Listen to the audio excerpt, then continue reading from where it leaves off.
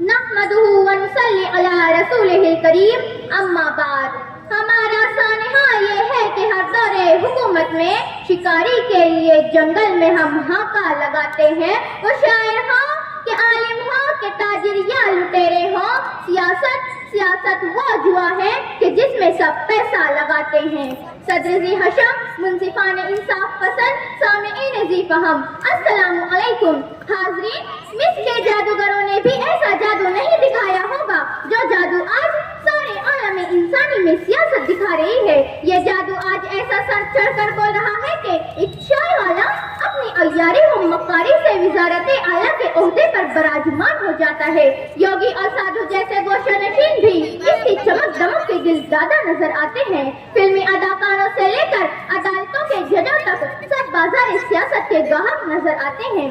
مگر حاضرین، سلام اس آمنہ کے در یتیم پر کہ جس کے در سے سلاطین دنیا نے سیکھے آداب حکمرانی۔ سلام اس ایثار و وفا کے پیکر پر کہ جن کی سیاسی قیادت و تربیت نے عرب کے بدوؤں کی کلائیوں پر قیصر و کسریٰ کے کنگن پہنا دیے۔ حاضرین، آئیے اسی پس منظر میں عنوان سخن حضور صلی اللہ علیہ وسلم کی سیاسی فراست پر روشنی ڈالی جائے۔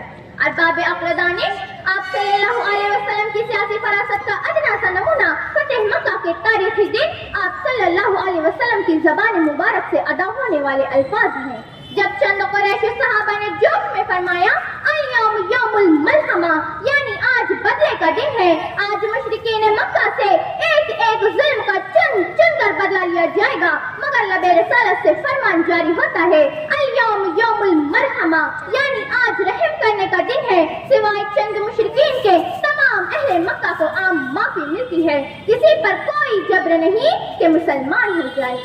اللہ اکبر، کیا فراست پیغمبری ہے، فاتح ہے، طاقتور ہے، لیکن ایک ایک اہل مکہ کو مکمل شخصی آزادی ہے، چاہے وہ دین محمدی کو قبول کرے یا نہیں۔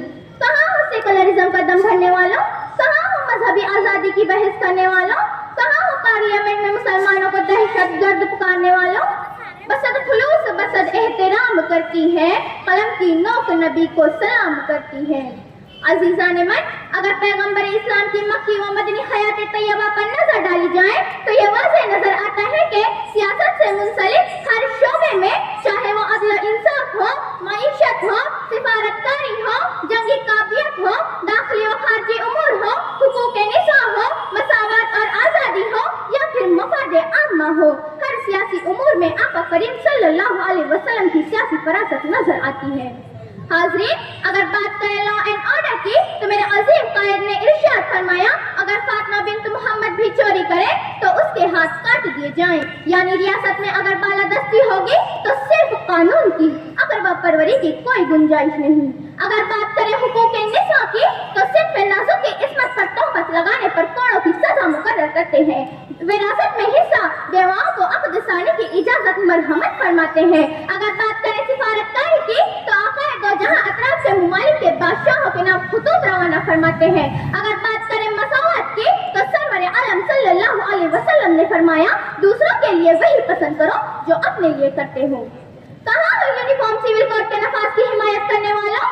آؤ تمہیں آقا کا فرمان سناؤ، کسی عربی کو کسی اجمی پر کوئی فوقیت نہیں، نہ کسی کالے پر کسی گورے کو۔ کہاں ہو آمدار اخاذار کی خرید و فروخت کرنے والا؟ سنو مدنی آقا صلی اللہ علیہ وسلم کا فرمان، رشوت دینے والا اور لینے والا دونوں جہنمی ہیں۔ کہاں ہو دودھ میں ملاوٹ کر کے عوام کی صحت کے ساتھ کھلواڑ کرنے والا؟ نبی دو جہاں صلی اللہ علیہ وسلم کا فرمان سنو، ملاوٹ کرنے والا ہم میں سے نہیں۔ آقا کے اس فرمان سے گاہک کے حقوق کی حفاظت ہوئی، صاف اور شفاف تجارت کو فروغ حاصل ہوا۔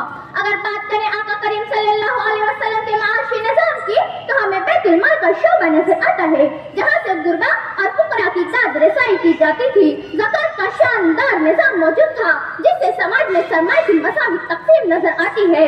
سود جیسی نحوست کو ختم فرما کر معیشت کو یہودیوں کی بالادستی سے آزاد کروایا۔ مدینہ کے مختلف قبائل خصوصاً اوس و خزرج میں جاری قبائلی جھگڑوں کو ختم فرمایا جو معمولی بات پر شروع ہوتے اور سالوں جنگ و جدل جاری رہتی۔ مہاجرین و انصار کو آپس میں بھائی بنایا جس سے سماجی حیثیت میں مساوات پیدا ہوئی۔ میدان بدر میں 313 صحابہ رضی اللہ تعالیٰ عنہ سے 1100 ہتھیار بند لشکر کو شکست دے کر اپنی جنگی قابلیت و مہارت کا لوہا منوایا. غرب کے سیاست کے ہر شعبے میں آپ صلی اللہ علیہ وسلم کی سیاسی فراست نظر آتی ہے.